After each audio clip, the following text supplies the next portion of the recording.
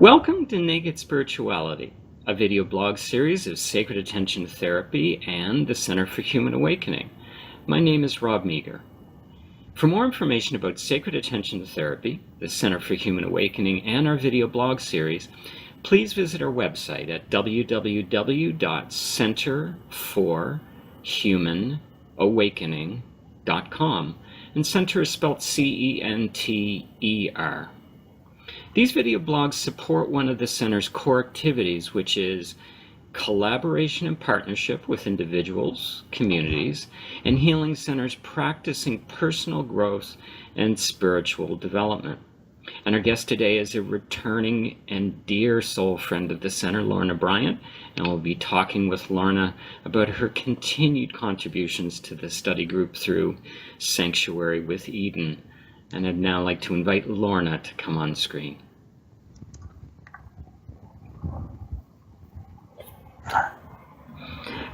Hello, dear Lorna. Hello, dear Robert. It's nice to be back with you. And you, always is, always.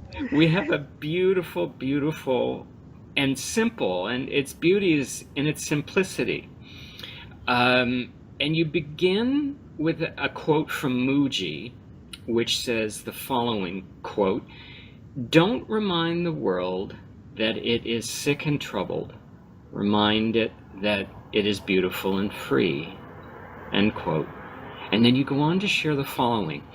Make yourself a promise to always see the world through eyes of love and wonder, to have the choice, or you have the choice of what to see, what to believe, and what to give your powerful attention to.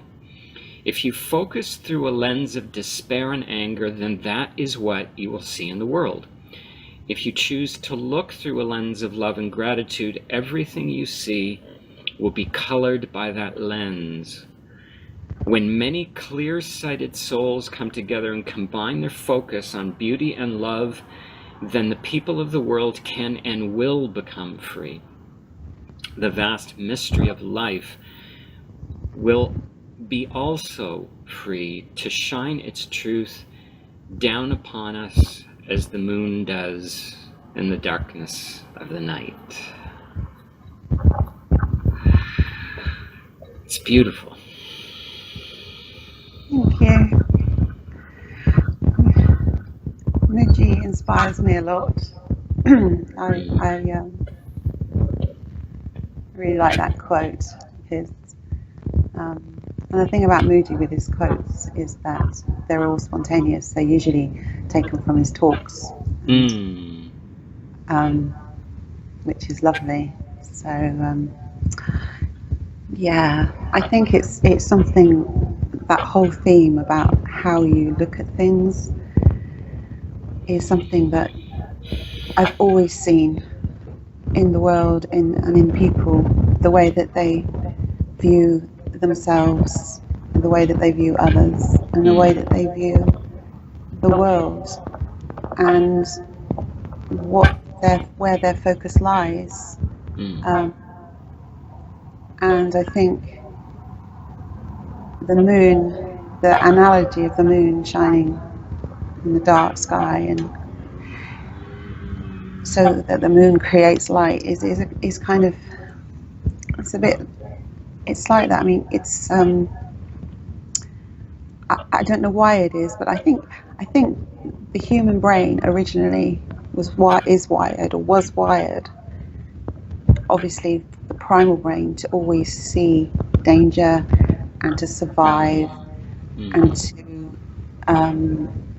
look out for threats. We worked on a very primal level in the beginning, and I think so it is kind of hardwired in a way, if you want, to have that propensity to always look for the danger first, to always look for perhaps the downside in life. And as we've evolved, I think, and become maybe more conscious, as in a more spiritually conscious, the smaller brain, as I would call it, has has become is still there, but we have the capacity to expand our consciousness. And consciousness, I mean life force, or love, or God, is in everything in the world. It is there, but I think for a lot of people, especially people, a lot of us have had difficult beginnings, childhood, pre-childhood, childhood, teenage years, and all these influences affect us. And depending on your experiences, that primal brain, which is still there, can become more prominent and kind of it's like a sort of layer between the primal feelings and concerns, and always looking at the negatives and the dangers in life and the things to worry about, and viewing everything from that. And as that's sort of can become very, very strong as the layers of conditioning and experience grow as we develop. And I think it creates a kind of thick blanket which separates us. It can't separate us, because you can't separate consciousness from anything, but the feeling is a separation, and the effect is that the bigger consciousness, the bigger universal mind and intelligence and love can't filter through that thick blanket and those thick layers of conditioning, which seem to link us into the primal brain. And so I notice both. I notice people who are very much stuck in that, looking around at the world and seeing all the doom and the gloom and the suffering and the violence, and which of course is out there, and it's people are suffering, people are going through terrible circumstances. And there's a lot of people, but it seems to me that the mentality, especially when it becomes a group thing, is like when you pass an accident on a road, people stop to look. They want to, it's like they're somehow feeding that primal brain, that and also their own psychological and emotional issues that have developed by the tragedies, by always seeing the bad things around. It kind of feeds that innocence that we have about ourselves, that the world is a bad place, that we aren't, we're not treated well, that everything goes wrong, and so and I think when that becomes a collective thing, that becomes a very strong force. And collective, I think the whole thing for me is collective consciousness, the absolute. I don't think if people realize how powerful one thought is, or one feeling, that our words are powerful. We always feel, if somebody speaks to us harshly, we feel that. If somebody speaks to us lovingly, we feel that, and they have different energies. And yet when it comes to thoughts, people don't seem to understand or appreciate the power that a thought can have, the energy that is contained within that thought and within that feeling, and to where it's directed and who it's directed at. Whether it's yourself, you can completely destroy yourself with your own thoughts. You can sabotage your life. You can sabotage every single thing you do if you're working from those thoughts and feelings that have developed in the younger formative years. And I think if people could only see the power of a thought, if they could actually tangibly see it, they might start to sort of sit back a little and quietly think, before they actually engage in their thinking. Um, I think because I think it's Wayne Dyer who's credited as saying, and others may have said, what we give our energy to expands. yes, and what we think we become, I think, is something else that he was also saying. Wayne Dyer was, I very much liked Wayne Dyer. Yes, what it's kind of like you send out an energy in a thought or a feeling, and it grows, because once it's out there, it's out in the universal consciousness, it's out in the universal expanse of energy, and it would almost like collect energy from any other similar energies that are out there. So it builds, it not only has its own energy, it kind of, I suppose, psychically, if you like, it becomes almost a psychic entity that has enormous power. And that power is sort of out there, and anything that is vibrating on that same kind of frequency of energy will be attracted to it, or will expand it and strengthen it.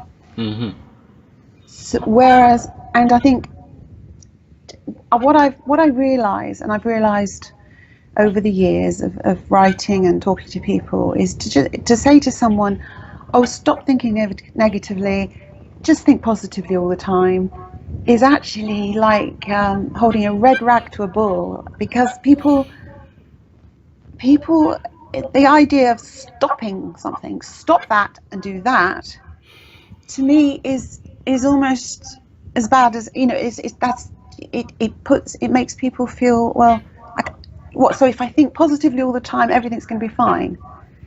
No, it's not true, because actually the change has to come from a much deeper place than thoughts.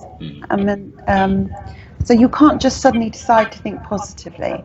You have to, it's a process, I think, of deciding to open up, really, to open up to the possibility that there is more to life than you perhaps have always thought with your head, your mind, and that opening up the heart, quietening the mind, but not stopping it from doing anything, but just opening it so that the possibilities out there, the mysteries out there of the unknown consciousness, of love, of God, can start to flow through you. So, and then that in itself creates a sort of support for everything that you think or feel.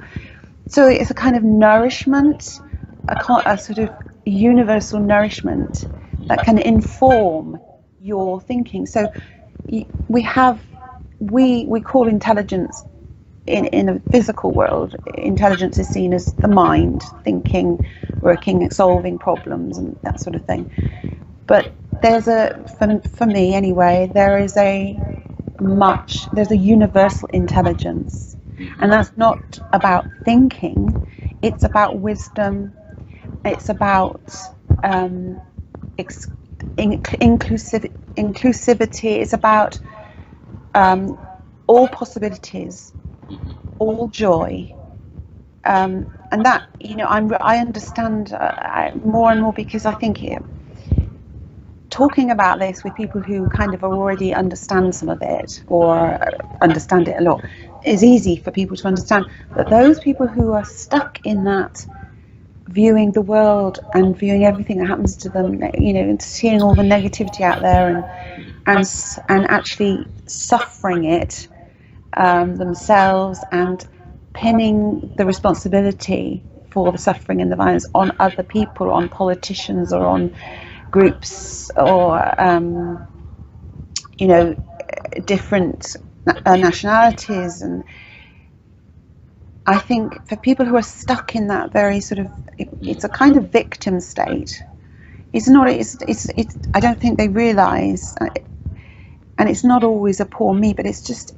They would say they're realists, because look out into the world, look at all the suffering, look at all the fear, look at all the pain, but actually stop looking out of yourself. Stop looking out for other people to solve all this, and start addressing your own thoughts and your own feelings towards yourself initially and towards others, because there's the key, therein lies the key. The way that you have to start challenging. First of all, you have to be prepared and willing to make this change, or at least just invite it and say, well, I will stop resisting. I'll be open to the possibility that perhaps if I can change this internal dialogue I have with myself and the external dialogue I have with the world, that it's all doom and gloom, that it's all going to go this way. You're going to say something? Well, I want to pick up on that, because this invitation that you're offering us, make yourself a promise to always see the world through eyes of love and wonder. It's all fine and good if you wake up on a given day and you're in a good mood. Exactly. Hey, the world is beautiful.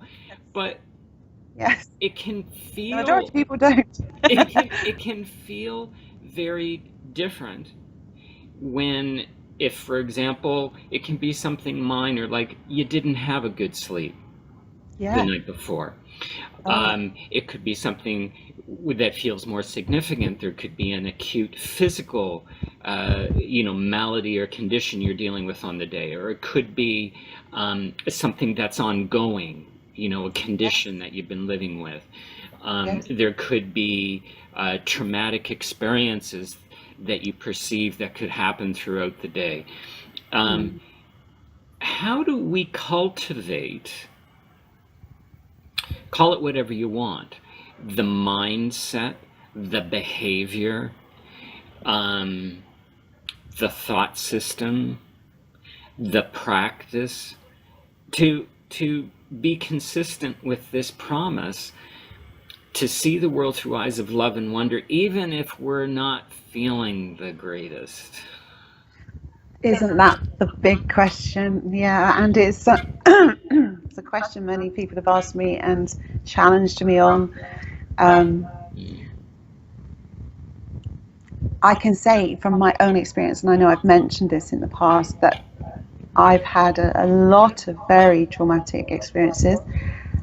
I do have a continual physical ailment which causes me enormous amounts of pain, physical pain, every day, 24 hours a day. I don't sleep very well, and I have nightmares. I have this because of things that happened to me, quite a lot of things in the past. But my best friend, for example, my family, people who know me, and others who've known me over the years have always said to me, how come you are not bitter and angry and closed off, and how come you still trust everybody and look for the good in everyone, and still laughing? How can you even laugh? This is, the things that happened to me were very, very serious. So the stuff that you read about in papers and see in films, and one day I think I would like to talk about that. I've been thinking about that recently, because I think it could help a lot of people. My own process of how I came. I think for me, there's not a simple answer, because some of it is a genetic heritage, some of it is a memory, depression and negative thinking and feeling down, looking at the darker side of things, can be a kind of historical memory that can go back generations and even maybe lifetimes. So we could talk about that another time, but so there's that aspect. So you could say some people have a natural propensity to look on the dark side and others on the positive side. I grew up in an environment of depression. My mother my family basically, and there's a lot of depression and neurosis and breakdowns and all sorts in my family, and yet, and I used to get quite sad sometimes when I was little, but I would always shut myself away. But somehow, for me, that was a feeling, but it wasn't who I was. The sadness, the pain, the things that happened to me, these were circumstances in life that happened, and we all have them. We all have stories to tell. No one should compare what's happened to me. What's happened to me is worse because it's all relative. But I think for me it's realizing you are more than your thoughts, you are more than your pain, you are more than the events that have happened to you, and that life is a dynamic experience of all sorts of, you never know what's going to occur. So if you continually expect the worst because you've had bad experiences, you will never give yourself the chance to see anything other than that. If you, in whatever you're going through, and in any moment, you can do this in any moment, is to literally kind of, I suppose what I do is to kind of, really, I breathe. In the morning when I wake up, I'm in probably the most pain, and then at the end of the day, but I could wake up and be absolutely just like, I hate life, why has all this happened to me? But it's like, okay, breathing first, sort of being, understanding that we all have different things to cope with in the physical life, and that's part of being alive. But underneath, inside everything that happens is the truth of who we really are. And this is so hard to express so that simply, really. Well, it probably isn't actually. I'm probably making it more complicated. But your question was, tell me your question again. How do we cultivate the practice of keeping this promise to ourselves to always see the world through eyes of love and wonder? Okay, for some people it comes naturally. For some people they develop it. Some people it seems impossible. I think if we're going to talk about cultivating a practice to do it, if you're somebody that can't just suddenly take that leap into opening your mind and your heart and saying, okay, I am going to just not take any notice of my thoughts, not get engaged too much with my feelings, and just see what happens. If you can't do that, if you're very, very stuck in it, then you have to start training yourself, basically. You have to start practicing waking. So let's take the example of waking up in the morning when you're feeling you've had a really bad day the day before, or you're suffering pain, or you're just like really grouchy and everything, you haven't slept much. You have a choice. As soon as you open your eyes, you have a choice. And the thing about the mind is it will always take the path of least resistance.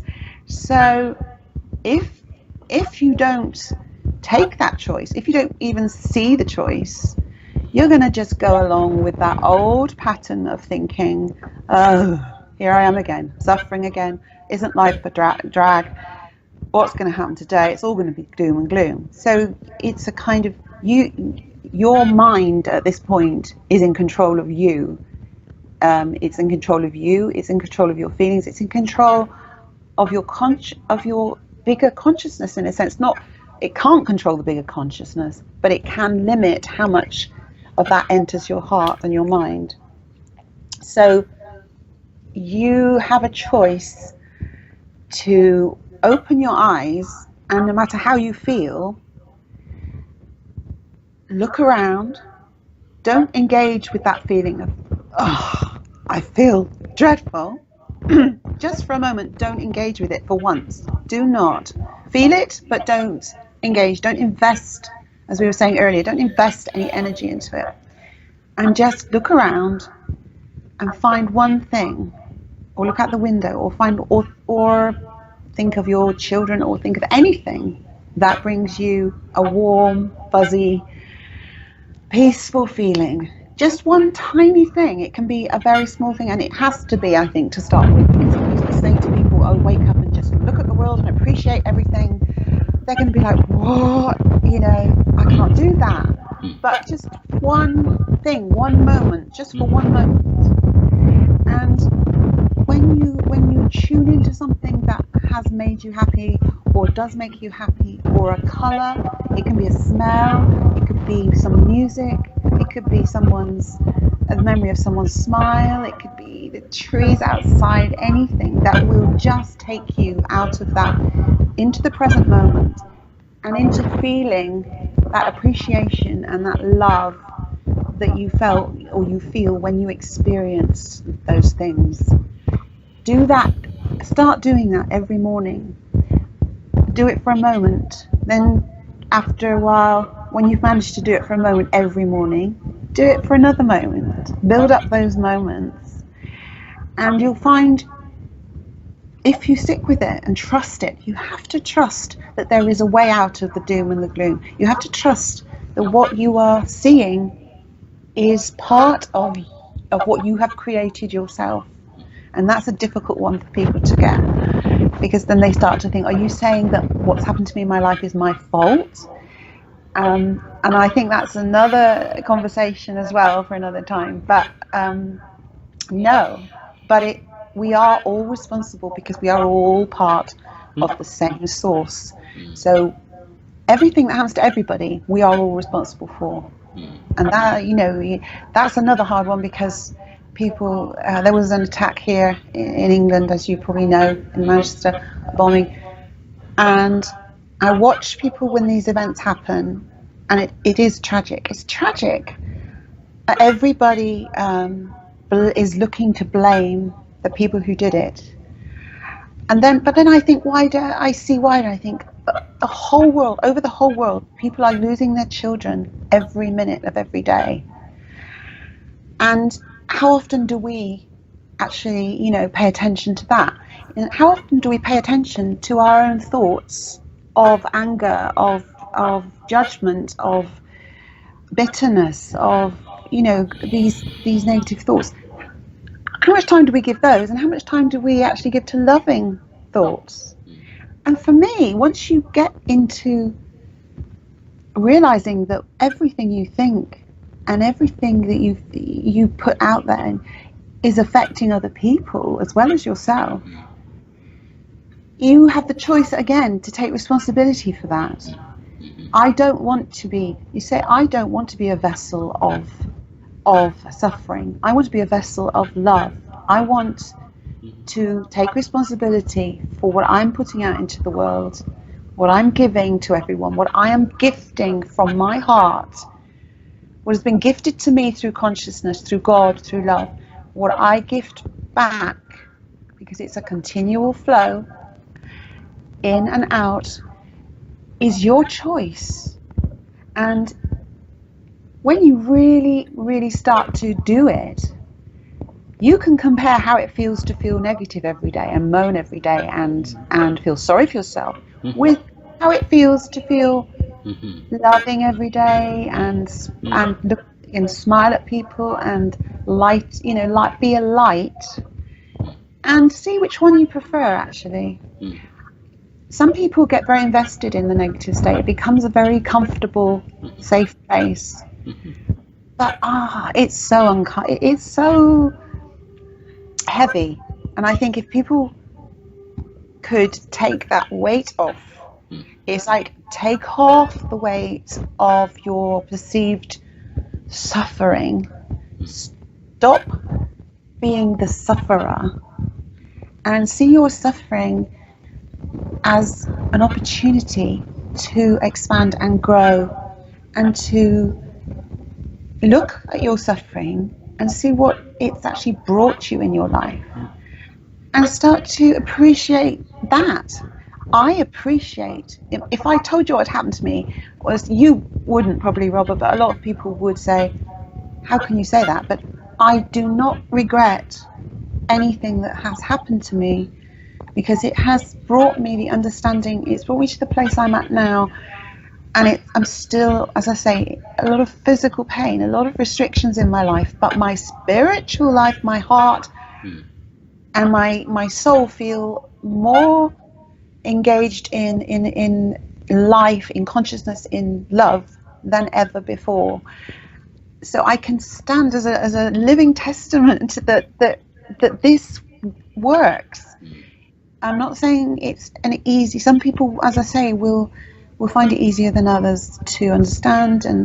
But of course, with clients, if you're talking about working with clients, everyone's so individual, and what you need to do with them, as we've talked to in the past, is to get yourself out of the way and see them, each one individually, and you be guided by love, guided by that space that you've created by getting yourself out of the way, to know how to approach each individual person with this problem, because it will be a very much individual approach for everyone.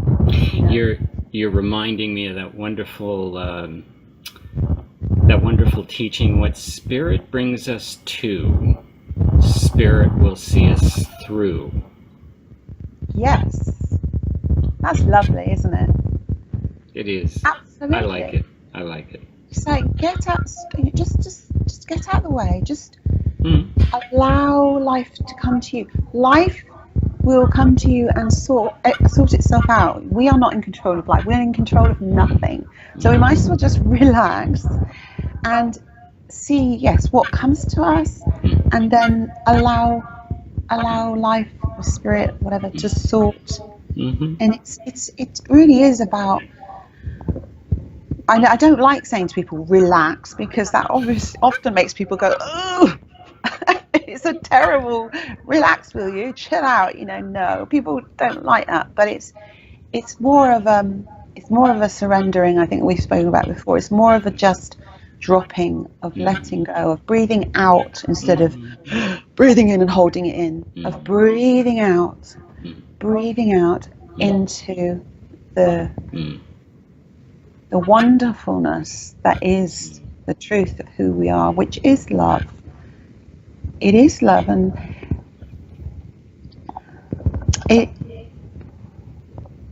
wouldn't this be an amazing thing, that if we all did this for each other? I mean, if we all could just, or even one individual at a time, but realize that what we do, everything we do, every action, every thought, every feeling has an impact on the whole world.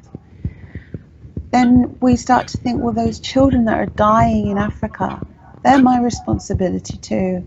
I may not be able to go over there and physically help them, but I can help them with my loving thoughts, with my loving feelings, with my loving focus, with my open heart, my willingness to accept responsibility for everybody else on the planet as well as myself. That I don't mean that means you have to sort everybody else's life out. No. I'm just talking about the collective responsibility that we have as one being, really. One don't like the word being, because that suggests a human being, but one presence of love, that it does exist. And it's so easy to, when it's nighttime, it's so easy to forget that the sun is still shining, but it's shining continuously. And when you have what many people call the dark night of the soul, I mean, you can have more than one. I've had many. You sink into that darkness, and everything becomes dark. Everything around you, every body, your feelings get numbed. You can't see that if you just looked up instead of down, or perhaps looked into your heart instead of out into the world, you would see that light shining ways. I know I don't want it to sound simplistic, or neither do I want it to sound as if I don't appreciate what people go through or people suffering. I really, really do. I have immense compassion. But what I would like to say is that please just give give it a chance. Just if life isn't working for you, you feel it isn't, and all you can see is darkness and doom and gloom. Just if it's not working, if it's still not working, and that pattern is continuing, then why not just try something else? Why not just try? Or should I say, stop trying, and just give your true self a chance to shine through. A beautiful place to leave it for today. Lorna, thanks so much for the sharing, the open-hearted sharing about how to see the world through eyes of love and wonder. Thanks so much. You're wonderful. You're welcome. And you're wonderful. But it's a pleasure. It's a pleasure. And I'll see you soon. We will. Look forward to it. Bye-bye. Bye-bye, Robert. Bye-bye, everyone.